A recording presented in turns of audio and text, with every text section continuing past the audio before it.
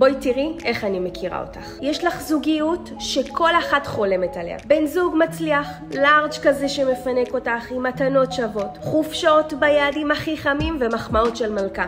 בקיצור, הגבר המושלם. אבל מה קורה אצלך בראש? יש לך תחושה לא ברורה שמשהו חסר. את שואלת את עצמך, למה אני לא מרגישה מסופקת? למה כל הפינוקים האלה לא מספיקים לי? ועל כל זה, את מרגישה שאת חייבת להוכיח את עצמך כל הזמן, להיות חזקה, להצליח בקריירה, וכל זה כדי להצדיק את המקום שלך, באהבה שלו אלייך, מן הסתם. אז אני יכולה לעזור לך להבין מה קורה כשאת מקבלת אהבה בקלות, את לא מצליחה לקבל אותה, כי את חושבת שאת לא ראויה לה. את מפחדת שאם תתני לעצמך להרגיש באמת, את תאבדי את כל מה שהשגת בזוגיות. את בעצם כלואה במלכודת, בין הרצון להיות נאהבת, לבין הפחד להרגיש באמת. אני יודעת את זה, כי גם אני הייתי שם. והיום אני יודעת להגיד לך שאת יכולה לזכות באהבה אמיתית, ואת לא צריכה להרוויח אותה, ושהיא מגיעה לך בדיוק כמו שאת, בלי להוכיח את עצמך.